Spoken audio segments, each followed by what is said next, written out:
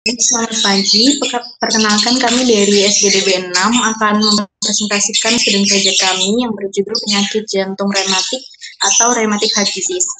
Next, penyakit jantung rematik merupakan masalah kesehatan utama pada masyarakat dengan rentang usia anak-anak dan dewasa muda di negara berkembang. Penyakit jantung rematik mempengaruhi terutama orang-orang yang hidup dalam kemiskinan yang memiliki akses yang cukup minim untuk perawatan kesehatan dan tingginya kemungkinan terpapar oleh bakteri Streptococcus kelompok A. Mengapa demikian? Penyakit jantung rematik atau RHD adalah proses kekebalan sistemik yang merupakan gejala lanjutan dari infeksi Streptococcus beta hemolytic pada faring yang disebabkan oleh satu episode parah atau beberapa episode ARF atau acute rheumatic fever yang berulang. Dengan demikian, presentasi kami hari ini akan meliputi beberapa hal. Yang pertama ada definisi, epidemiologi, etiologi, risk factors, classifications, pathophysiology, clinical manifestations, diagnosis, differential diagnosis, management and preventions, prognosis and complications. Bisa dimulai dengan definisi. Next.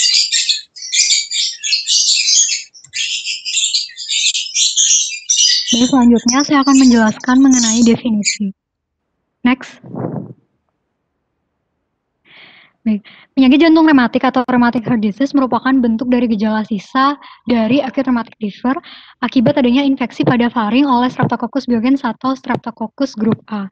Jadi rheumatic heart disease dapat terjadi setelah satu atau beberapa kali episode dari acute rheumatic fever, di mana pada saat terjadinya rheumatic heart disease ini terjadi kerusakan pada katup jantung yang menyebabkan terjadinya gangguan pada aliran darah. Baik, sekian, bisa dilanjutkan. Next.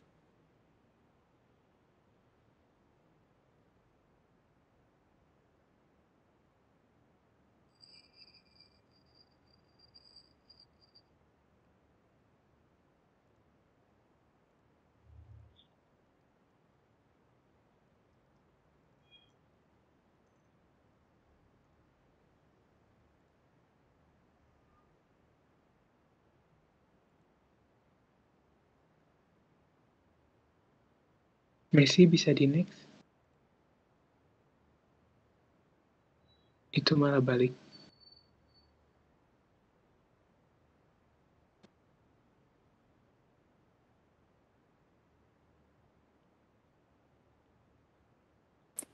Baik, saya akan melanjutkan presentasi dengan epidemiologi. Jadi, sebuah studi yang dilakukan pada tahun 2015 menyatakan secara global terdapat 33,4 juta kasus dengan 319.400 kematian dalam setahun. Insiden tertinggi terdapat di Oseania, Afrika Sub-Sahara Tengah, dan Asia Selatan. RHD ini biasanya mempengaruhi mereka yang hidup dengan ekonomi rendah dan akses yang tidak memadai untuk perawatan kesehatan. Kemudian prevalensi meningkat dengan umur dan terdapat kurangnya data untuk kasus dalam Indonesia tersendiri. Tetapi dalam studi yang terbaru menyebutkan bahwa ada 108 pasien berusia 17-75 tahun yang teridentifikasi mengalami RHD dengan komplikasi. Sekian, bisa dilanjutkan.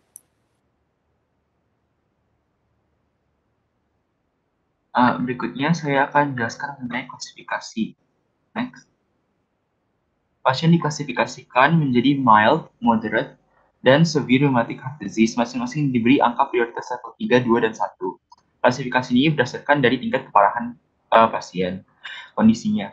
Kemudian, priority level ini akan direvisikan pada setiap kunjungan pasien berikutnya dengan asumsi bahwa pada waktu antara setiap bulan pasien berkunjung, level prioritasnya akan terus di level yang sama dan tidak berubah. Kemudian, pasien dapat diberikan izin untuk bertransfer ke kondisi inaktif jika ada kondisi di mana minimum 10 tahun antibiotik profilaksis telah diberikan semenjak episode terakhir acute rheumatic fever dengan tambahan perubahan yang minimal pada valvular di ekokardiogram pada waktu review paling terakhir. Next. Selamat siang, Dr. Rani. Selanjutnya saya akan menjelaskan mengenai etiologi dan risk factor. Bisa dilanjutkan slide-nya. Jadi etiologi dari rheumatic heart disease itu merupakan lanjutan dari acute rheumatic fever, di mana demam rheumatik ini merupakan suatu penyakit inflamasi yang dikarenakan grup A hemolytic streptococci, di mana risk factor-nya sendiri dari penyakit jantung rheumatik maupun demam rheumatik akut meliputi usia, kemudian jenis kelamin, environmental factor maupun infeksi streptococcus yang tidak diobati atau tidak sembuh, di mana untuk usianya sendiri itu antara 5 sampai 14 tahun, namun prevalensi penyakit jantung rematik ini pada dekade 2 maupun dekade 3. Kemudian antara laki-laki dan perempuan itu bisa sama-sama bisa terjadi, tetapi pada penyakit jantung rematik itu lebih banyak pada wanita. Kemudian untuk faktor lingkungan sendiri itu umumnya itu karena kepadatan lingkungan rumah di mana adanya low social economy yang memudahkan penyebaran infeksi grup A hemolytic streptococci. Baik, bisa dilanjutkan. Baik, selanjutnya saya akan menjelaskan mengenai patofisiologi. Nah, next bisa dilanjut. Jadi patofisiologi ini terjadi diawali oleh infeksi dari Streptococcus pyogenes atau grup A Streptococcus bacteria. Nanti dia itu akan menginfeksi bagian dari faringeal, akan berujung pada acute rheumatic fever. Nah, untuk acute rheumatic fever ini memerlukan waktu 2-3 minggu setelah terjadi infeksi. Nah, nanti infeksi ini itu kan ada innate immune system. Nah, innate immune system ini akan merepresentasikan antigen itu ke T and B cell. Nanti CD4+ ini akan menghasilkan IgG dan IgM. Nah, proses itu nanti akan men-trigger autoimmune response yang kita sebut molecular mimicry. Nah, molecular mimicry ini akan merespon pada antigen dan juga host antigen. Nah, host antigen ini tuh mirip sama antigen itu, dan host antigen ini berada di brain, jantung, terus juga ada di joint, dan juga ada di kulit. Nah, nanti dengan cross-reactive immune response ini nanti akan menghasilkan clinical representation dari IRF itu sendiri. Nah, jadi nanti itu contohnya itu kalau misalkan clinical presentation ini tergantung dari bagian yang diserang oleh imunnya itu sendiri, autoimunnya. Nah, karena ini rheumatic heart disease, jadi itu yang diserang itu bagian dari jantung dan akan berujung pada karditis dikarenakan adanya antibody binding dan juga T-cell infiltration. Nah, karena ada repeat infection dari Streptococcus pyogenes yang berujung pada ARV, acute rheumatic fever, nanti itu akan berujung pada penghancuran pada bagian-bagian dari jantung, contohnya valve damage, dan itu akan berujung pada rheumatic heart disease. Baik, bisa dilanjutkan. Terima kasih. Baik, selanjutnya saya akan menjelaskan tentang clinical manifestation. Next. Jadi, clinical manifestation dari rheumatic heart disease ada arrhythmias seperti atrial fibrillation, kemudian ada decompensated congestive heart failure, myocarditis, dan valvular heart disease. Valvular heart disease contohnya seperti mitral regurgitation, mitral stenosis, atrial regurgitation, atrial stenosis, dan mixed valve disease. Baik, next. Baik, selanjutnya saya akan menjelaskan mengenai diagnosis untuk rheumatic heart disease. Next. Jadi untuk mendiagnosis itu membutuhkan complete medical history, seperti mencari tanda-tanda riwayat infeksi seperti sakit tenggorokan yang mengarah ke acute rheumatic fever. Kemudian pemeriksaan fisik ditujukan untuk mencari tanda-tanda gagal jantung, lalu EKG untuk mencari apakah ada kelainan ritme jantung dan kerusakan pada otot jantung.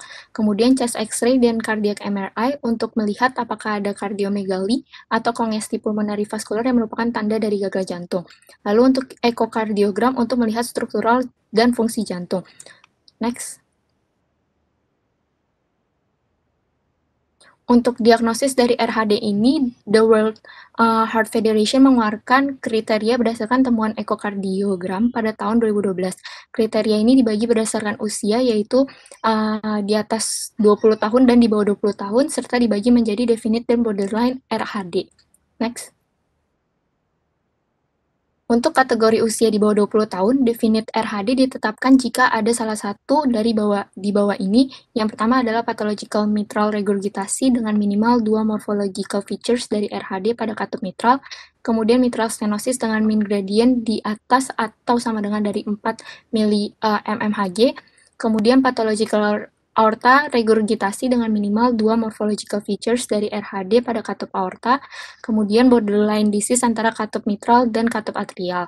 Lalu untuk borderline RHD, jika ada salah satu dari di bawah ini, yaitu minimal ada 2 morphological features dari RHD pada katup mitral tanpa mitral regurgitasi dan mitral stenosis yang patologis, kemudian patologis mitral regurgitasi, dan patologis aortic regurgitasi.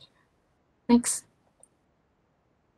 Untuk kategori usia di atas 20 tahun, definite RHD itu ditetapkan jika ada salah satu di bawah ini, yaitu mitral regurgitasi patologis dengan minimal 2 morphological features pada RHD katup mitral, lalu mitral stenosis dengan mean gradient di atas 4 mm Hg, kemudian regurgitasi aorta patologis dengan minimal 2 morphological features RHD pada katup aorta, dan ini kriteria ini hanya berlaku pada usia di bawah 35 tahun, kemudian regurgitasi aorta dengan minimal 2 morphological features dari RHD pada katup mitral.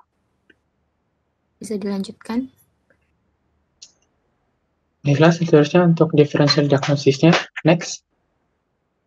Untuk differential diagnosisnya itu ada 3, yaitu endokarditis, viral myocarditis, dan mitral valve prolapse. Semuanya dapat dikaitkan dengan penyakit dengan rheumatic heart disease karena dapat memiliki tanda dan gejala yang serupa seperti disebabkan oleh grup E Streptococcus atau komplikasi dari rheumatic fever. Next. Baik, selanjutnya manajemen and prevention. Jadi manajemennya adalah intervensi bedah berbasis kateter untuk valvular heart disease yang simptomatik dan yang severe. Kemudian pharmacological management itu digunakan untuk mencapai kemajuan simptomatik. Kemudian preventionnya adalah yang jelas untuk mencegah terjadinya infeksi pada grup A streptokokal. Kemudian dibagi menjadi 2 preventionnya. Yang pertama primary dan secondary. Yang primary itu untuk mencegah grup A streptokoki pharyngitis yang menjadi underlying disease dengan antibiotik. Kemudian yang secondary dengan memberikan antibiotik untuk mencegah acute rheumatic fever yang episode recurrent dengan benzathine penicillin G injection secara intramuskular atau dengan oral penicillin. Next. Baik, selanjutnya saya akan menjelaskan mengenai prognosis dan complication. Next. Baik, untuk prognosis sendiri, rheumatic heart disease ini merupakan penyakit kematian kardiovaskuler utama pada anak-anak dan remaja muda, terutama pada negara atau low income country. Penyakit ini juga berhubungan erat dengan penanganan medis yang didapat oleh pasien sebelumnya. Komplikasi yang dapat terjadi pada pasien rheumatic heart disease meliputi heart failure, embolic stroke, endocarditis, pulmonary hypertension, dan atrial fibrillation. Bisa dilanjutkan. Terakhir untuk kesimpulan, jadi rheumatic heart disease atau RHD sendiri adalah penyakit imun sistemik yang merupakan proses dari hasil gejala sisa infeksi Streptococcus grup A di padi. Untuk RHD sendiri merupakan bentuk penyakit jantung kritis yang didapat atau acquired yang ditemukan pada anak-anak dan usia dewasa muda pada negara berkembang. Untuk faktor risikonya sendiri meliputi usia, jenis kelamin, faktor lingkungan, dan riwayat infeksi Streptococcus yang tidak tertangani dengan baik. Untuk klasifikasinya sendiri meliputi ringan, sedang, dan berat. Sementara patofisiologinya sendiri diawali dengan infeksi Streptococcus grup A, lalu terjadi proses imun di mana pada gen-gen tertentu yang rentan akan terjadi proses autoimun disebut molecular mimicry yang kemudian menyebabkan RHD apabila episode dari ARV ini terus berulang. Untuk manifestasi klinisnya sendiri meliputi myokarditis, gagal jantung kongestif dekompensatif, lalu aritmia, dan juga penyakit katup jantung. Untuk diagnosis bandingnya meliputi endokarditis dan regurgitasi katup mitral fungsional, namun yang disebabkan oleh virus. Untuk manajemennya sendiri meliputi catheter based intervention dan juga operasi untuk penyakit katup jantung yang simptomatik dan atau parah, dan juga pemberian medikamentosa untuk penyakit yang menimbulkan gejala. Untuk pencegahannya sendiri dibedakan menjadi primary prevention untuk mengobati etiologinya, dan juga secondary prevention untuk mencegah terjadinya episode berulang dari IF. Untuk prognosis sendiri akan menjadi buruk apabila terjadi pada anak-anak atau dewasa muda pada negara dengan penghasilan yang rendah. Dan terakhir untuk komplikasinya sendiri meliputi gagal jantung, stroke emboli, endokarditis, hipertensi pulmonari, dan juga atrial fibrilasi. Sekian presentasi dari SGDB 6. Terima kasih.